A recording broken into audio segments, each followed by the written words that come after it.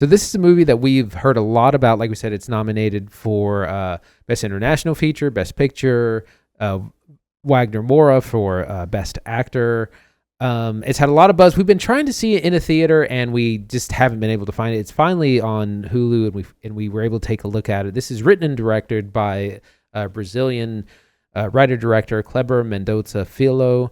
It takes place in the 70s in Brazil. Wagner Moura is... This film is hard to explain, so I'm going to do my best.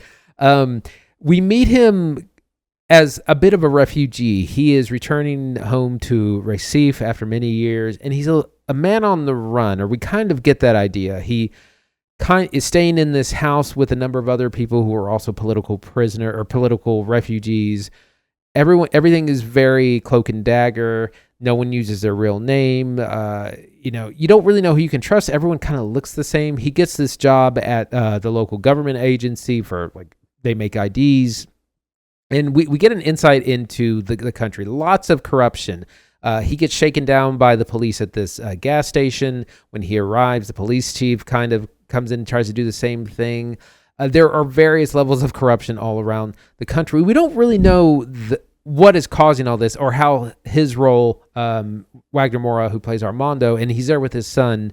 We just know that they're kind of in danger and that they need to leave, but they can't leave right away. They have to get, passports, papers. They got to make a plan. They are being helped by kind of a dubious and in the dark government, maybe non-government agent. They're unsure, and you're unsure about this through the entire watch. Like the movie, this was initially a criticism, but now I see that's what they wanted you to feel. The movie does not tell you what's going on until pretty late, and even then, so it's like dripping information, and you just kind of get this feel, which is the point. It's this paranoia of you don't know who you can trust. You don't know if is someone after me. Are they not after me? Who is that what is going on in this town? And it's an examination of a lot of things: corruption, family. Family's a big thing. There's this whole father-son dynamic that we see repeated all throughout the film. It is very, very slow. It's nearly 3 hours. The trailer makes this look like an action-packed political thriller, and it is not. It is a lot of people talking in rooms. I think it is a brilliant film, but it is a challenging watch. I really struggled through the first hour, but I think it really picked up, and I do think it's kind of brilliant. But man, it's a bit of a struggle. Zach, what do you think? I wish I could say I enjoyed this more than I did, because I know it's getting rave reviews and it's got some Oscar noms, got a ton of attention at Cannes, and we've heard a lot about it, right? Like Cannes won Best Directing, Best Oscar, Best Performance with Wagner Moura. It just seems like this cool 70s political thriller, and I like the set designs, and I like the costumes. I love the lighting in this movie. Like Brazil looks like paradise, and the sunlight looks so bright. And then you go inside these buildings that are just starting to fall apart, and you realize that things are in decline. Things are not working. And they're especially not working for the citizens of this country who are hard workers, who keep to themselves, who just want to kind of live their lives best they can. But for the people at the top, corrupt officials, police specifically, and one particular police chief, things are all about bribes and who can pay who, and hey, I'm not going to let you out of the country until you get this, and hitmen, and all of this is set in the backdrop of Carnival, where Wagner Moura's character is kind of hiding out with a few other kind of refugees in a small house. When things kind of start to go sideways, it is just too damn long. And just not enough happens in it. Andy's right. It definitely takes time to get to kind of the reveal. It is a 2 hour and 40-minute film. At an hour 14, Wagner Moura finally sits the audience down and goes, okay, here's my backstory.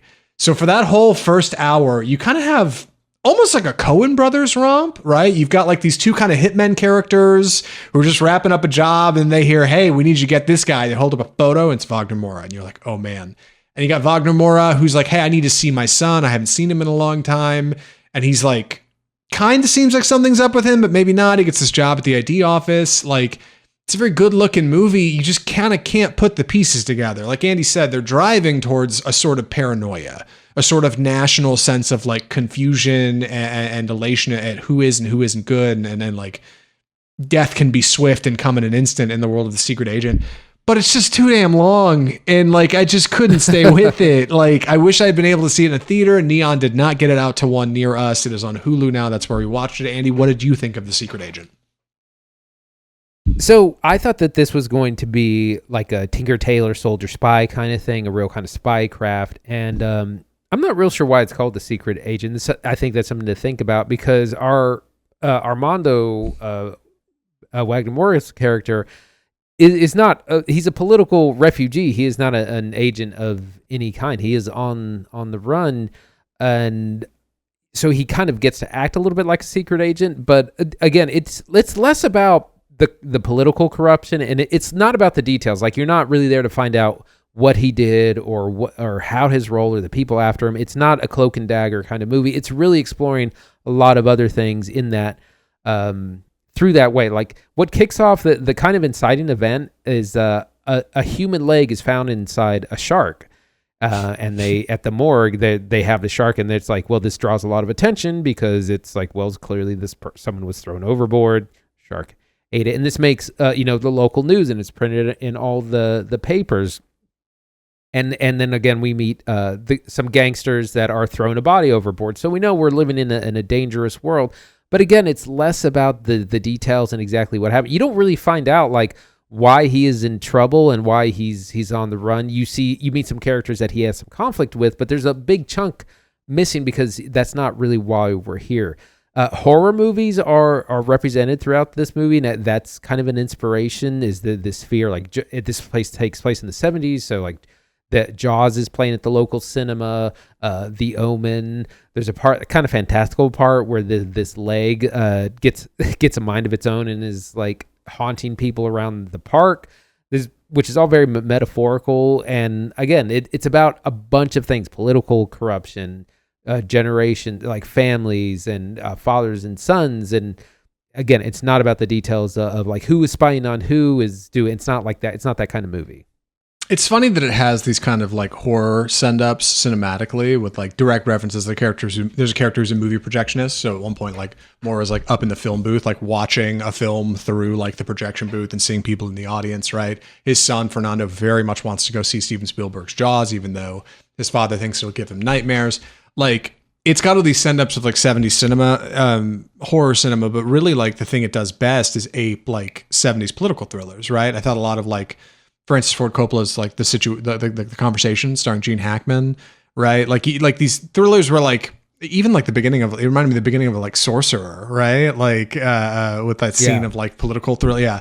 Like some kind of bomb's going to go off and we got to get out of here, and like exchanging money in manila envelopes and that kind of thing. And I guess those are the parts that would make you think like The Secret Agent. It sounds like a juicy 70s title, but really, yeah, this movie could have been called like The Father, and it wouldn't have changed the movie at all. Like, because ultimately that's what Moura's character is an agent of. It's of him and his family. Like, that's kind of his priority. It's not really any particular organization. It's a good looking movie. Like I said, I love the look of it. And so much of the cast is like uncredited or like doesn't really have any kind of big IMDb page because they filmed with a ton of locals. They filmed a ton of like great sets down like in Brazil. This stuff looks very authentic. Like, it very much feels escapist, like you are taking me somewhere I've never been before. But I just couldn't help but find my mind wandering to other films, and it's part of what the movie wants. That's why it's referencing Spielberg. That's why it's giving us The Omen, right? It wants you to kind of like harken back to these other kind of inspirations where it's coming from. And I think that makes it quite the achievement coming out of Brazil. Like, I definitely see why it's got its attention for Best International Feature. But I'm a little confused why it's getting attention for Best Picture. Like, don't get me wrong, it's a cool movie for sure, but like I just don't see it in the same way as I think many others do. It reminds me a lot of like La Chimera, right? Movie we saw last year that there are people out there that absolutely adore that movie, and it just doesn't do it for me. Like, it just doesn't have the juice, it doesn't have the sauce like that really gets me going. I don't need it to be a CGI fest. I'm not looking for big action, but a 2-hour and 40-minute talking head drama, that's a lot. Like, that's a lot to ask of people in the age of cell phones, and I guess I'm glad Secret Agent isn't living there. Like, it takes you to somewhere different. It just wasn't different enough for me.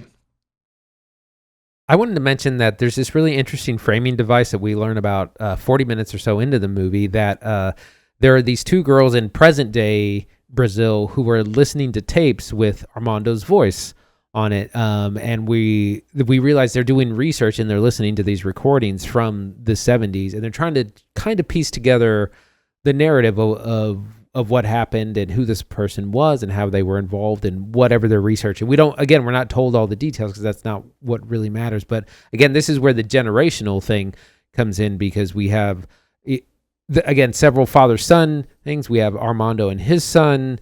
Even the hitmen have a father-son dynamic. A couple of corrupt officials, the real jerks, have a father-son dynamic. So it's kind of how these things pass down between generations, or the relationship we have to the past and to memory. Again, it's the movie is chock full of a lot of really interesting themes, but it is a tough watch for sure.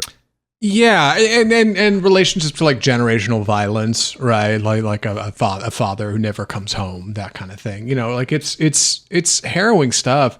But yeah, you don't get a lot of action or juice till like Act 3, and like I think the trailer is doing a lot of work to make it look like there's a lot more going on here than it is. It's like it is a very slow burn. It is a very slow burn film, and it's a good looking movie for sure, and it takes me to places I've never been before. But like, I don't know. Yeah, like it just doesn't, for all the hype, like for best director and best actor at Cannes, for best picture nom and a best actor nom, like I guess I just went in too high expectations. Part of the beauty, I think, of seeing movies at Cannes is you don't have really an idea of what you're watching. Like you just kind of go to the screening and they turn it on. All right, we're watching this now. So if you went in totally blind, I think if you went and knew nothing, you'd probably be like, wow, this is a really cool film out of Brazil. This is something really special. But like, I couldn't help but think of like, it was just an accident, which is also for best international feature, that just felt a little bit juicier, and also is about a bunch of people who are living in like a country with leadership in decline. You know, we're also living under like dictatorial rule, like, and also have to worry about their lives and like sneaking around and like what you really say versus what you mean. And I just had such a better time with that one. And that movie's like an hour shorter than this one. Yeah, God, I'm blanking. Yeah, you're all right. No, sorry. No, I got it. By the time I got to the end of it, I kind of want to watch it again, only because now that I know the story, I will understand the first half a lot better. Because on my initial watch, I was like, I have no idea what's going on. I don't know if our protagonist is a good guy or a bad guy, who's chasing him, why they're chasing him. And eventually that's all revealed, and I realized they were doing that on purpose. They're purposely not explaining a lot to you. It's a lot of vibes. And it did make me want to revisit it, not quite right away, but I think I would like to maybe in the future give it another crack, just understanding it more, and I think I could maybe appreciate what's going on a little bit better. Yeah, there's some big imagery in there that I think is meant to kind of befuddle you a little bit and keep you on your heels. The shark with the leg in it in the open, more that leg continues to kind of come back in throughout the film, and you think it's going to have larger plot implications up to a point where, like Andy said, you have a fantastical sequence in a park in the evening, which is very strange towards the end of this movie. You get these cuts back to modern day without any sort of title card that reveals we're modern day. It just cuts to a shot of a woman holding an iPhone. And it's like, oh, hope you're paying attention. Like we're in modern day now. Like it definitely expects a lot of its audience. And the problem is, like, I think I wasn't willing to give myself enough over to what The Secret Agent is doing. So with that, we should get some recommendations. Andy, would you recommend The Secret Agent? I would only recommend this to like the biggest cinephiles. Like I said, it's recommended, or it's nominated for Best Picture, Best Support or Leading Actor with Wagner Moura. So I think it's a deep film. I think it is pretty brilliant in the end, but it is long and it is really slow. So you're gonna have to be real patient with it. It's not quite the political thriller it's been marketed as. Has elements of that. It's about a lot of other things, including the corruption of Brazil at the time. So kind of a cinephiles only kind of movie. Yeah, I'm kind of in the same boat. Like it didn't really do it for me. I think it's just a little too high level. Like I was not coming in to meet The Secret Agent where it's at its nearly 3-hour runtime. I don't know who to recommend it to. Yeah, I think my parents would be bored. I think like most of the people I would typically recommend a political thriller to, like, I don't think you're going to quite go for this. It's unique. It's oddly shaped. It's certainly one of the most unique international features we've seen this year. I'm glad we covered it. I get why it's getting awards attention. Just wasn't for me, and that's okay. That's all right. Not every movie's got to be for me. Secret Agent is a good time for somebody, just not for Zach. And speaking of good times for Zach, we should talk about the children's animated feature I watched this week. How about that? The cartoon movie for babies. Let me tell you all about Hoppers. So here it is. So, Hoppers is the story of Mabel, a 19-year-old college student who is very passionate about animals. Mabel lives in Beaverton, a small but budding town, with a local mayor named Jerry, who is putting in a new highway.